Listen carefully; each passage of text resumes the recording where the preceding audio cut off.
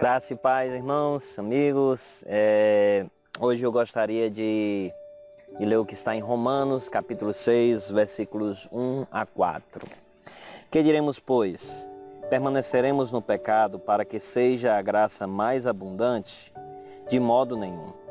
Como viveremos ainda no pecado, nós os que para ele morremos?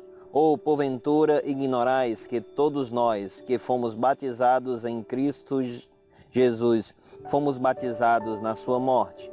Fomos, pois, sepultados com ele na morte pelo batismo, para que, como Cristo foi ressuscitado dentre os mortos pela glória do Pai, assim também andemos nós em novidade de vida. Andar em novidade de vida.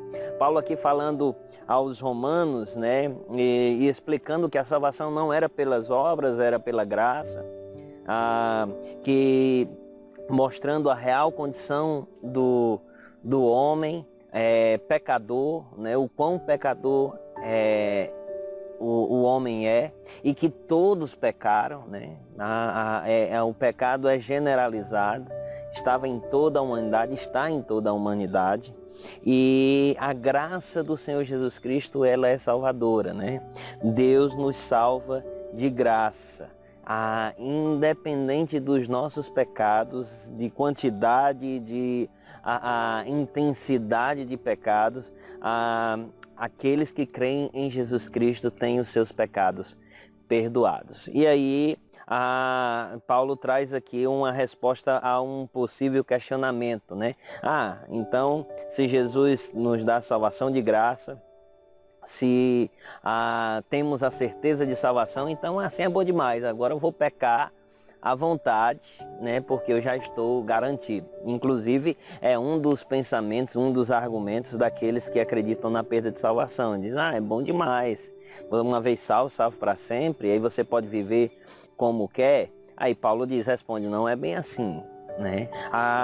Como é que aqueles que morreram para o pecado vão viver em pecado?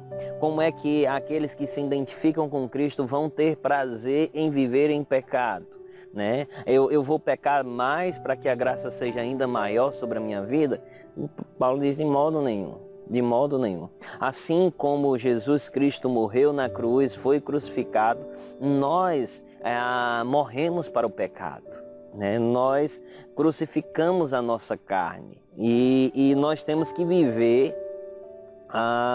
nesse entendimento, né? Dessa perspectiva de que o pecado ele não pode mais dominar a minha vida e não pode ser mais o foco, o desejo do meu coração, né? Eu tenho que lutar contra o pecado é meu inimigo, né? Eu me identifiquei com Cristo, e se eu me identifico com o Senhor Jesus Cristo, eu tenho que andar em novidade de vida, né? Eu não posso levar uma vida promíscua, né? Pecadora, e só pegar e fazer ritos religiosos, né? Ter práticas religiosas e achar que aí está tudo bem, não, Jesus perdoa, né? Alguns brincam, né? A carne é fraca, né? Não é por aí, não é motivo de brincadeira de maneira nenhuma, né? Nós temos que lutar contra o pecado, porque o pecado ele é algo terrível, né? É maligno, né?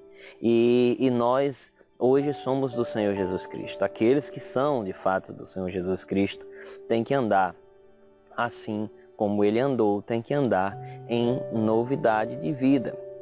Essa é uma característica do verdadeiro cristão. Se você quer saber se a sua conversão é genuína, se você quer saber se um crente, né, de fato é um servo do Senhor Jesus Cristo, né? Quando eu digo crente é só de título, se aquele crente de fato é um cristão, é servo do Senhor Jesus Cristo, observe a maneira de viver dele.